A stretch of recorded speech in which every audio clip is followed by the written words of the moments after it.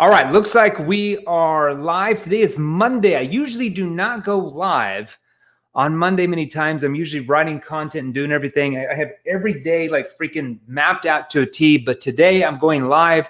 Tomorrow during the normal live of 4 p.m. Eastern, I'm going to be on a flight over to Los Angeles. We were ranked, we qualified for the Inc. 5,000 fastest growing companies for 2020. We're going to definitely qualify it again for 2021. We did 5 times as much revenue already, and we still have 3.5 months left, which is pretty exciting.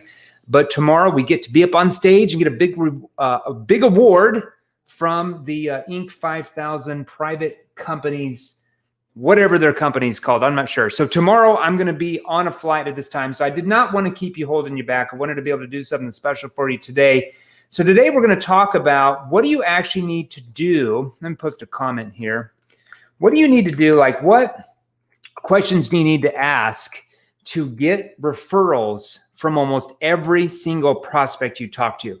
In my four sales careers that I was in, so 4 different industries, I sold for 16 plus years, almost 17 years, from 2000 to basically 2017. I was in 4 different industries. Almost every single person I sold to, I pretty much got at least 1 or 2 referrals from. I'm literally talking probably 80% of the people I sold to, I got 1 or 2 more referrals. There was one company I worked for that primarily did cold calling. After about 6 months of doing cold calling, I never really had to cold call again because I literally would go from referrals to referrals to referrals to referrals. But you have to understand how to do it. There's a wrong way, which is what most people do. And then there's a right way, which I'm going to show you what to do, okay? Now, if you are brand new to our Facebook group, so if you're brand new, you've never seen me, you've never been on here before, I am the founder and chairman of an organization, a company called 7th Level, okay? And we help sales professionals exactly like you. So salespeople watching this right now, we help you, we help coaches, we help sales executives, leadership, entrepreneurs, and we help you by transforming the way you and your team sell by learning specific skilled questions and techniques. Here's the kicker: that work with human behavior rather than work against it. What do I actually mean by that? Okay, those are known as it's called an NEPQ, or neuro emotional persuasion questions, with the right tonality that put your prospects at ease, eliminate sales pressure. That's the big one. And get your prospects to actually want to open up to you, to actually want to engage with you, and eventually persuade themselves. Now, if you want to know more details about how we can help you and your team sell a lot more of your products and services than you are now, like we have done for thousands of clients at this point. We have almost 4,000 testimonials in the last 2.5 years, like 3,750 some testimonials. They come in like 10 to 12 new ones a day now. It's pretty awesome, okay? So if you want to be like those type of people who are doubling, tripling, quadrupling or more their sales, their income for themselves, their companies, in the comments section, post hashtag NEPQ. So in the comments, post hashtag NEPQ, and either myself, our VP Marco, or our CEO Matt Ryder can message you more details to see if we can help you as well. Now, everybody right now, here's what I'm going to be doing. I want you to take your phone. Okay, see your phone right here. I want you to go down in the comments section, and I want each of you to post hashtag live. So I see Dano doing that, Christian doing that, a couple other people on here doing that. So go down to the very bottom of your phone. I want you to post hashtag live in there. So I want you to go down to your phone, post hashtag live. Bill, thank you for doing that. So go down to the very bottom. I'm going to hold you hostage. I'm not going to train you and give you these questions till each of you go down in the comment section, post hashtag live. So I want you to go hashtag live. And if you're on the replay, I want you to post hashtag replay, okay? Now also, if you're in the Facebook group right now, I want you to see the heart button and the like button on your phone. I want each of you to go smash the heart button real quick, and I want each of you to smash the like button. So I'm not going to train you first until you go smash the heart button and smash the like button. I want to see everybody do that. Smash the heart button, smash the like button several times. I want each of you to do it. The reason why we have you do that is because it creates more engagement within the Facebook group. Looks like we're live on our YouTube channel as well, so we'll have some people here on YouTube. Welcome, YouTube people. So if you want to join our Facebook group, we'll have Chris here on our team post the Facebook group if you're on YouTube, and you can join if you want to know more details, more training that we do in the Facebook group. All right. Thanks for being on. All right. So let's get to the point. What are we going to do today? So the question is, how do you really get referrals? I see so much training on this that is so batshit crazy and does not work that it almost makes me disgusting. Okay. Like I said, in my sales career, I would say a couple of those industries, half of all my sales came from knowing how to get effective referrals and actually knowing how to communicate to those referrals, not just getting a name and a number and calling them, but knowing how to call them, what to actually ask when they actually answer, how to get the prospect to actually go to bat for me and basically pre-sell them before I even talk to them. How do you actually do that where the prospect doesn't actually mess that up and start talking to the person about something crazy, and then when you call them, they say, I'm not interested, okay? Now, the good news is if you're one of our NEPQ clients and you're in our virtual training, NEPQ 2.0 or advanced NEPQ 3.0 or even advanced inner circle, and you do cold calling, once you learn how to get referrals, you're going to do a lot less prospecting and cold calling because you just won't have to, okay? And referrals are always going to be a higher percentage of closes for you, okay? Much easier to sell than a random stranger who you're cold calling, all right, if you know how to do this. So we're going to start asking for referrals. Now, like I said, there's a right way to do this, and there is a way that most salespeople do that you get a referral like 1 out of every 5 or 6 people, and it just doesn't work out very often, okay? Which would you prefer me to go over today? Because I'm going to show you both examples, and I'm going to show you how to break it down and what to do and what not to do. So I'm going to give you a couple examples. Go ahead and write this down, all right? I'm going to be the salesperson, and I'm going to role play with myself. So let's say that you've just sold a customer, okay? They've already purchased, and let's say you're coming back a week later after it's been installed, or it depends on what you sell. After they, we train all sorts of industries. So let's say that either right after the sale, or let's say if you're in more of a complex sell environment, maybe a couple of weeks later after it's been installed, or they have your services or whatever, or if you sold B2C, you made the sale right there, you can ask the referrals too. Okay, so here's how you would say that. Amy, I appreciate the opportunity that we were able to help you. Can I ask you, like in your mind, how do you feel we've been able to help you the most, though? Now, why do we ask that question up front for a referral? Now, this is after they've already bought, they've already paid everything, okay? Why do we ask that way? And so in your mind, how do you feel like we've been able to help you the most, though, okay? Because they're then going to tell themselves how you've helped them the most, and they start to own that. Okay, that's the first part of getting a referral. It has to be set up properly. Then you're going to ask that question. Well, we like this, and you've really helped us with that, and you've done this well, and blah, blah, blah. Yeah, I mean, that's very nice of you to say. So with that in mind, who do you know that might be struggling with? So with that in mind, who do you know that might be struggling with? And then you're going to plug in the problem that you solve for them. Okay, let me give you a few different examples.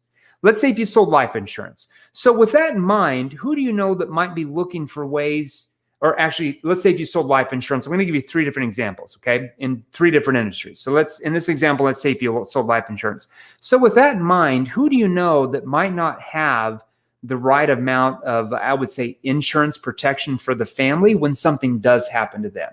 Okay, that's how you'd word it for that. Let's say if you sold real estate training or Amazon training that helps people start their own businesses and leave their jobs, make more money, have more time. So with that in mind, who do you know that might be looking for ways to make more money or have more time with their family? That would also work for network marketing or direct sales. Let's say if you sold merchant processing to a business owner. So with that in mind, who do you know that might be struggling with overpaying for merchant processing? See how we're just plugging that in, okay? Now, once they've suggested a friend or a business associate, all right, then you need to ask for more information. So if they say, well, my friend Jim Carey, he's got this company, and I think he would be really interested in that, okay? So you're going to find out why he feels that way, or he or she feels that way. So you're going to say this, okay, yeah, so can you maybe tell me a little bit more about this person and why you feel like we could help her? So they give you a name, and then you say, yeah, I appreciate that. Can you tell me a little bit more about her and why you feel like we could help them? Now, why do we want them to tell us more? Because it goes back to finding more about the person before you call. We also want the client we're talking to right then and there to own that. That way, they're more than likely to contact that person before you do and build you up. Now, this is key that you ask this question right here. If you skip this, you're going to lose a lot of referrals. Then you're going to say this. Well, how do you think it would be best to approach them? Do you feel like you should communicate to her first that I would be calling? This is really key, because if you just call without them talking to them, it's not going to be as effective, because it's almost like a cold call. Oh, okay, well, how do you think it would be best to approach her? Do you feel like you should communicate to them that I would be calling first? Now, why would I ask that question? Because we want that client that's giving the referral to reach out to that prospect. It's a very powerful way. It's very powerful in that way, okay?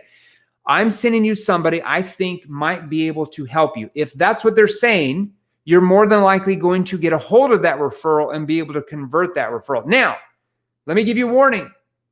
If you don't find out what they're going to say to them and you just say, yeah, go call them, that person's probably going to go off and say, oh, I've got this great thing and it's a blah, blah, blah, blah, blah. And it's going to be over their head, okay? And you're going to lose the referral. So here's how you say that. So when you call John, what do you think you should say? So when you call Amy, what do you think you should say to her? Now, why do we want to know what they're going to say to that referral?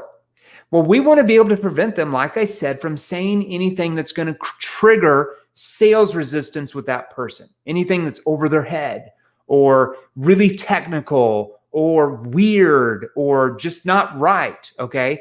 It's key that you set this process up the right way, okay? So if they say, well, I would say this, I would say that, whatever they say, you're going to offer a suggestion to help them communicate the right thing with the right words. So you're going to say this. Yeah, that might be helpful by saying that. Can I make a suggestion to you about that? Sure, go ahead, Jeremy. What if you talked with Amy about some of the challenges you were having before you talked to us, and that maybe he's having right now, and how we were able to solve those for you? Would that be more beneficial to him possibly? Let me repeat this. Can I suggest something to you? Sure, go ahead, Jake. What if you talked about some of the challenges that you had before you met us, and maybe some of the challenges he's got right now in his business, and how we were able to solve those same challenges for you? Would that be more helpful to Jim when you talked? Now, in most cases, you know what they're going to say? That's a great idea. Why didn't I think that to myself? Then you're going to say, so besides Jim, is there anyone else you feel like we could help? So besides Amy, is there anyone else you feel like we could help? So besides Sally, who else do you feel like we could help though? So besides Jane, who else do you feel like we could help like her? Just different ways to reword that, okay? Now, what's important is that you notice about the statement you're using, that you feel we could help, okay? First, you've made it about your clients' referrals. You made it about their friends, their associates, and how they feel. And second, when you do that, people are more likely to give you referrals if they feel like you're there to help their friends or to help their uncle or to help their business associate, okay? If they feel like you're just trying to take advantage to make more sales, they're going to close down because they don't want to be embarrassed, okay? Now, what do you actually say once you call the referrals? There's a right way to do that, and there's a wrong way. First way, I'm going to show you the wrong way, okay? Now, this example, let's say that you sold training that helps business owners scale their companies. This is the wrong way. This is what most salespeople do when they call a referral. Hey, is Mary there? Hey, Mary, yeah, it's Bill. Bill Jones over here at ABC Company.